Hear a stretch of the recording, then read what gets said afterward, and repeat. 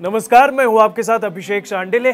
आज बात करेंगे हमारे पड़ोसी देश पाकिस्तान के स्वाधीनता दिवस की। धर्म के आधार पर भारत से अलग किए गए इस देश को भी 15 अगस्त 1947 को ही आजादी मिली थी। हालांकि पाकिस्तान अपना स्वाधीनता दिवस 14 अगस्त को मनाता है। आइए जान लेते हैं कि पाकिस्तान में स्वाधीनता दिवस कैसे मनाया जाता है और यह भारत से कितना अलग है। पाकिस्तान के स्वाधीनता दिवस समारोह की शुरुआत देश भर की मस्जिदों और अन्य धार्मिक स्थलों पर मुल्क की तरक्की के लिए खास नमाज से होती है। इस दिन पूरे देश में छुट्टी रहती है।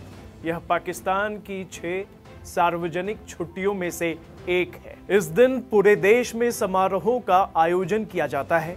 राज्य सरकारें और स्थानीय निकायों से लेकर आम आदमी तक इस समारोह में शामिल होते हैं। कराची में मज़ार-ए-कैद यानी जिन्ना म्यूजियम को खास तौर पर संवारा जाता है। यहाँ सभी प्रमुख सड़कों जैसे शाहराह-ए-फैसल, शाहराह-ए-कैदीन और मज़ार-ए-कैद रोड पर राष्ट्रीय ध्वज लगाया जाता है। सरकारी निजी प्रतिष्ठानों से लेकर स्कूल कॉलेजों और जगह जगह पाकिस्तान का राष्ट्रीय ध्वज फहराया जाता है। मुख्य समारोह का आयोजन राजधानी इस्लामाबाद में होता है। वहां पार्लियामेंट हाउस और प्रेसिडेंट हाउस पर पाकिस्तान का झंडा फहराया जाता है। यहां झंडे को 31 तोपों की सलामी दी जाती है, जबकि राज्यों की राजधानियों में होने वाले समारोह में पाकिस्तानी झंडे को 21 तोपों की सलामी दी जाती है। थल सेना, वायुसेना और नौसेना की ओर से परेड का आयोजन किया जाता है।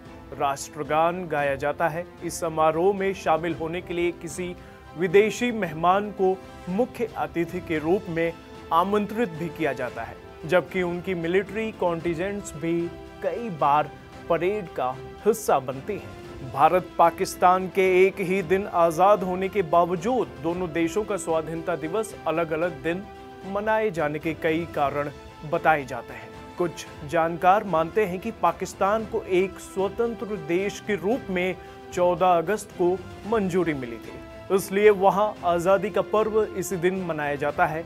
एक बात यह भी है कि तत्कालीन वायसरॉय लॉर्ड माउंटबेटन तब ब्रिटिश गवर्नमेंट के प्रतिनिधि थे और एक साथ दिल्ली और कराची में उपस्थित नहीं हो सकते थे। इसीलिए उन्होंने 14 अगस्त को ही पाकिस्तान को सत्ता ट्रांसफर कर दी थी। इसके पीछे एक और अहम कारण माना जाता है दोनों देशों का स्टैंडर्ड टाइम। भारत का स्टैंडर्ड टाइम पाकिस्तान के स्टैंडर्ड टाइम से 30 मिनट आगे है, यानी कि जब भारत में 12 बजते हैं तो पाकिस्तान में 11:30 ही बज रहे होते हैं। ऐसे में यह माना जाता है कि चूंकि अंग्रेजों ने भारत में भारतीय स्वतंत्रता एक्ट पर हस्ताक्षर किए थे और तब रात के 12 ही बज रहे थे, यानी भारत में नया दिन शुरू हो चुका था, लेकिन पाकिस्तान में तब 14 अगस्त की रात के 11:30 ही बज रहे थे।